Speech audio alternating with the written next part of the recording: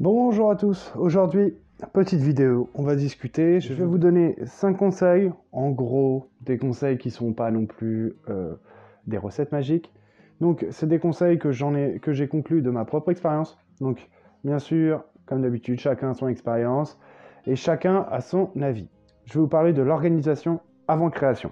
Donc, quand je dis organisation, c'est de prévoir un plan. Donc, un plan, même mal dessiné, même un croquis, on n'est pas là pour faire une œuvre d'art, on est là pour mettre ses idées sur la table et essayer de réfléchir autour de la prochaine création que vous allez faire ou de peut-être la première création que vous allez faire. De mettre vos idées sur la table, ça va vous permettre au fur et à mesure de voir les points compliqués, les points faciles et ça va vous permettre de vous organiser étape par étape sur ce que vous savez déjà faire et sur ce qui va en gros bloquer par rapport à vos compétences. Le plan ne va pas répondre à toutes vos questions. Ça, c'est une obligation, il faut le savoir, le plan ne va pas répondre à toutes vos questions. Là, je parle bien en tant que particulier qui travaille dans son atelier. Quand on est dans les grandes industries, les plans sont très précis et répondent à toutes les questions de fabrication et de mode de fabrication. Là, je vous parle vraiment d'un particulier qui voudrait se lancer dans une création. Le mieux, c'est de commencer par faire un croquis. Alors, vue 3D, vue 2D, ça c'est à vous de voir. C'est à vous de choisir ce qui vous plaît le plus. Moi, je travaille énormément en 3D. J'aime bien travailler tout en vue, ce qu'ils appellent vue isométrique, et en vue éclatée. C'est mes deux façons de travailler. C'est comme ça que je réfléchis mes plans. Le plan va vous permettre de répondre, en gros, à toutes les questions globales que vous pouvez vous poser quand vous n'êtes pas dans votre atelier. Ça va vous permettre d'accélérer le travail et de pouvoir arriver dans votre atelier avec une vue déjà bien globale du projet et avoir en gros déjà des réponses sur plusieurs problématiques. Bien sûr, le plan va aussi vous aider à imaginer, à construire. Donc ça veut dire à choisir votre design, à pouvoir aller chercher peut-être des illustrations sur internet pour pouvoir vous appuyer dessus et voir un petit peu les techniques. Le plan va vous permettre tout ça. C'est compliqué dans un atelier, même si on a tous notre téléphone dans l'atelier, mais c'est compliqué dans un atelier, je trouve, de se poser vraiment et de pouvoir chercher des informations. Donc le mieux, c'est de faire tout ça avant pour trouver toutes, on va pas dire toutes les réponses, mais une partie des réponses pour être tranquille. Vous obligez à planifier vos créations à chaque fois, au fur et à mesure, donc planifiez ce que vous allez faire, essayez de le mettre à chaque fois en début de création, essayez de le faire tout le temps, et ça va vous permettre d'être beaucoup plus pertinent dans la création, dans la précision, et même dans la confiance que vous allez donner à votre projet. C'est un truc bête à dire, mais c'est vrai que de ne pas le faire, en fin de compte, ça va vous handicaper, vous mettre une balle dans le pied avant de commencer votre projet. Alors moi, des fois, ça m'arrive. Je vous le dis clairement, moi, des fois, ça m'arrive, je me lève le matin, j'ai pas envie de faire de plan ni rien, je prends mes clics et mes claques, je vais dans mon atelier, je me pose et je construis. Ça marche, je dis pas le contraire, ça marche. Mais quand vous allez partir sur des projets un peu plus compliqués, c'est vrai que c'est mieux de s'appuyer sur son dessin et c'est mieux d'avoir ça de façon automatique. À chaque fois, vous allez créer. Et en plus de ça, ça va vous permettre de savoir à peu près, quand vous allez connaître vos techniques, quand vous allez savoir quel bois vous aimez utiliser, quelle technique vous allez utiliser à ce moment-là, ça va vous permettre de savoir combien de temps vous allez prendre. Je garde tous mes plans. Alors déjà, premièrement, parce que ça permet d'avoir une sorte de petite archive de tout ce qu'on a pu faire, de tout ce qu'on a pu créer. Et en plus de ça, ça permet aussi de pouvoir venir s'appuyer sur certains anciens plans. Alors ça m'arrive relativement rarement, mais ça m'est arrivé il n'y a pas si longtemps que ça. Une création qui ressemblait énormément à une ancienne de mes créations. Donc je me suis appuyé sur mon premier plan pour pouvoir choisir les techniques et comment j'avais fait sur le moment. Ça me permet d'aller plus vite dans ma création parce que toutes les questions que je vais me reposer, j'ai déjà répondu. Dans tous les cas, si vous voulez approfondir ça, j'ai fait une vidéo sur comment je dessine mes plans. Vous allez voir, je me prends pas trop la tête. Alors, deuxième conseil, on va partir sur le tracé et les coupes. On va pas se mentir, dans la menuiserie, le principe est pratiquement toujours le même. On va tracer, couper, monter. C'est aussi simple que ça. Bon, bien sûr, je grossis le trait, mais c'est vrai que ça va se répéter pratiquement sur tous les projets. Alors pour le tracé, rien de compliqué. Essayez d'être propre et de prendre votre temps, en vous appuyant sur le plan que vous avez fait avant, de venir tracer proprement les choses. Que ce soit un rectangle tout bête, que ce soit une forme en courbe que vous allez tracer et que vous vous faites plaisir à tracer facilement comme ça.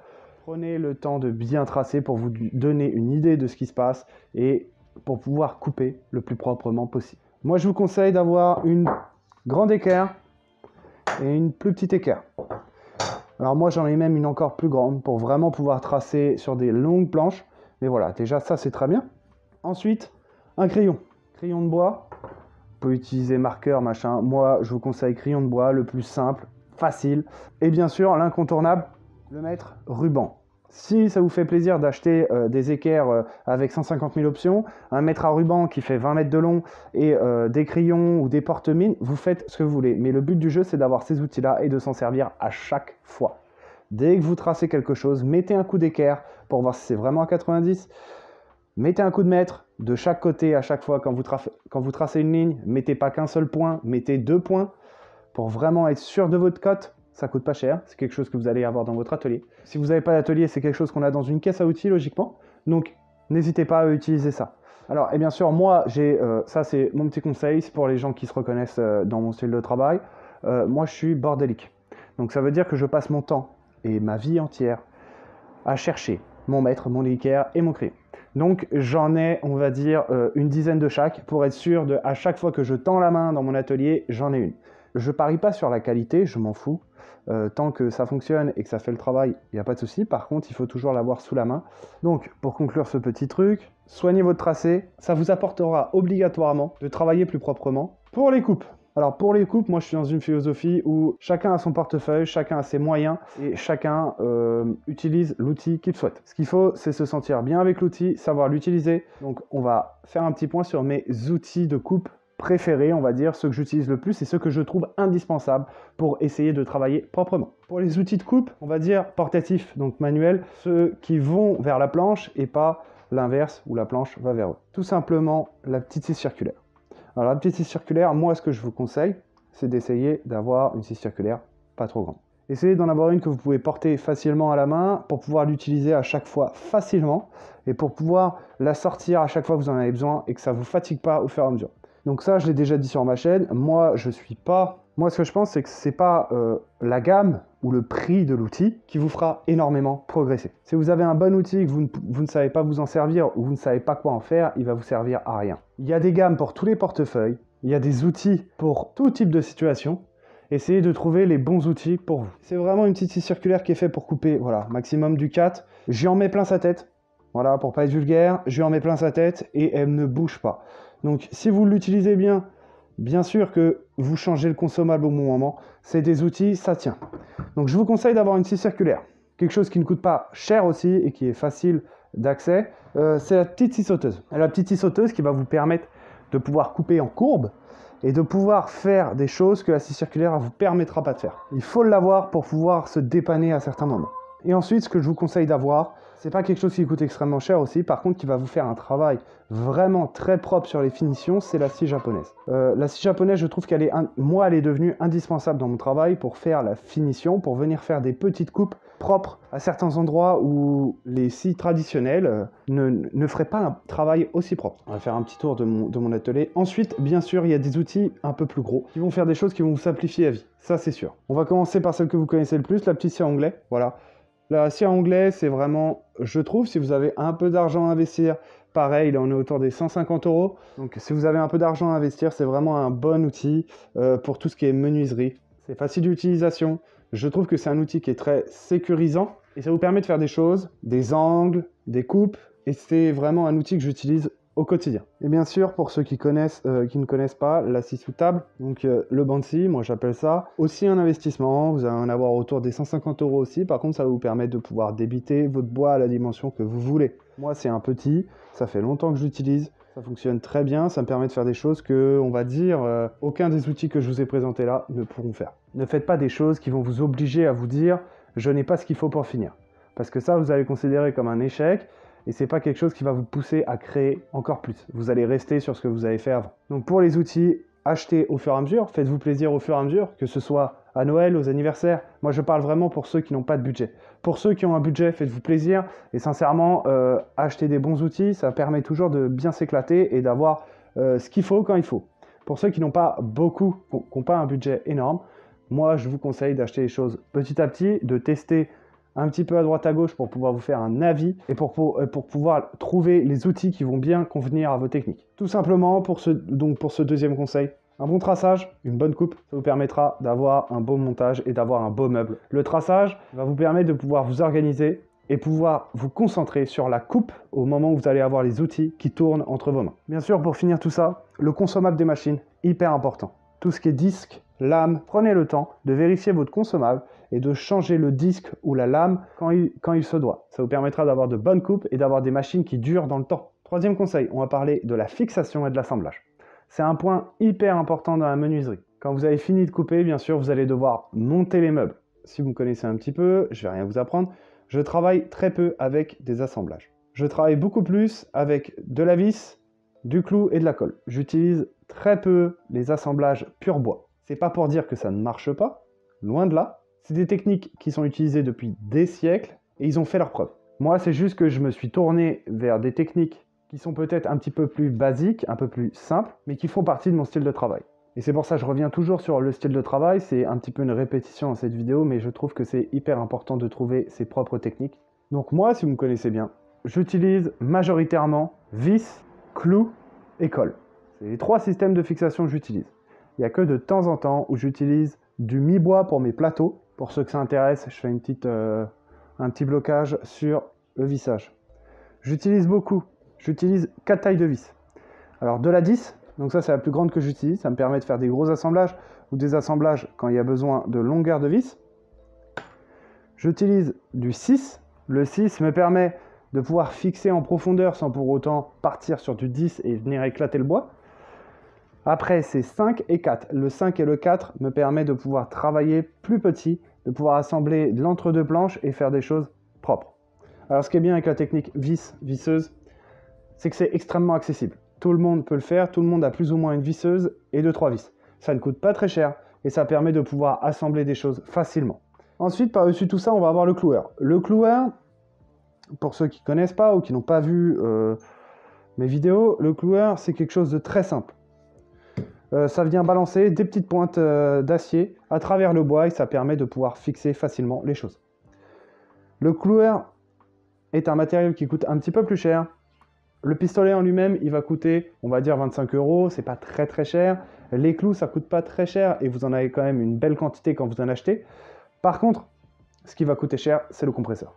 Le compresseur, c'est pour avoir un compresseur qui puisse travailler proprement tout le temps, il faut quand même mettre au moins une somme de 100, je dirais 120 €, entre 120 € et 150 €. Et c'est vrai que le cloueur, ça vous permet de faire pas mal de choses, mais c'est un coût.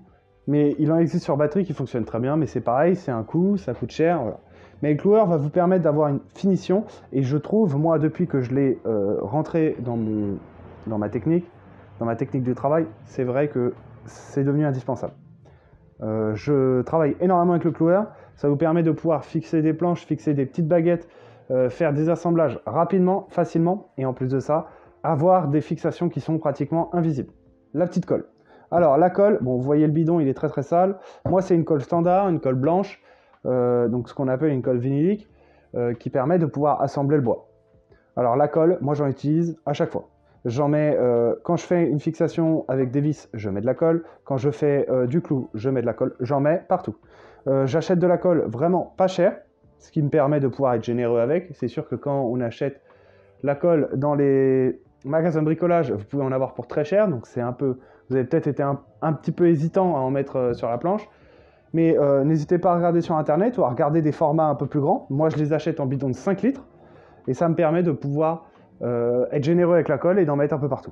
Qui dit colle dit serre-joint, blocage de la pièce. Donc pour la prochaine étape, on va discuter d'un point essentiel, je trouve obligatoire dans un atelier, surtout un atelier bois, c'est le blocage des pièces. C'est très simple. Je pense que c'est obligatoire dans un atelier. N'hésitez pas à vous acheter des serre-joints, il y en a à tout prix, ça c'est à vous de choisir. Moi c'est des serre-joints, vous le savez bien, c'est des serre-joints bas de gamme. J'ai acheté mon serre-joint de 1 mètre à 9,90 €, celui à 45 il est à 7,90 €, donc on est vraiment sur les serre-joints bas de gamme. Vous avez tous les prix, à vous de faire votre choix, mais en tout cas moi je trouve que le serre-joint est une obligation dans un atelier. Ça vous permet de pouvoir bloquer les pièces, de pouvoir serrer les pièces. Le blocage de pièces va plus loin que juste de la colle. Ça vous permet aussi de pouvoir tracer, couper et visser en toute sécurité. l'un des meilleurs conseils que je pourrais vous donner, je pense, de toute cette vidéo, c'est vraiment faites attention à tout ce qui est accident. Il vaut mieux bloquer sa pièce, prendre 5 minutes pour bloquer proprement ses pièces, que d'aller se blesser, se couper, perdre un doigt ou se percer la main. Si vous vous coupez un doigt, vous allez partir pour quelques mois de rééducation, ça va vous prendre la tête et ça va peut-être vous faire peur aussi de pouvoir créer et pouvoir continuer à travailler le bois. Donc faites attention, il vaut mieux prendre 2 minutes pour installer proprement sa pièce que de prendre 2 mois de rééducation et une opération pour pouvoir se réinstaller le doigt. Par-dessus tout ça, comme je vous ai dit, il y a tout type. Donc vous avez le serre-joint à visser, vous avez les petits serre-joints, ça c'est les petits serre-joints que j'ai pris chez Action, ça coûte pas trop cher, ça fait le travail. Bon, ça dure pas très longtemps, mais ça fait le travail. Et vous avez bien sûr ceux à visser, donc ça c'est les tiges acier à visser, et ceux qui sont standards comme ça. Donc je m'arrête là pour cette vidéo. J'ai beaucoup parlé. Voilà, je vous ai donné 4 ou 5 conseils. Faut pas oublier, le but du jeu, dans le travail du bois, dans la création, c'est de se faire plaisir. Donc même si je vous donne des conseils comme ça, chacun a sa façon de faire. En tout cas, merci d'avoir regardé cette vidéo. N'hésitez pas à vous abonner, ça soutient la chaîne.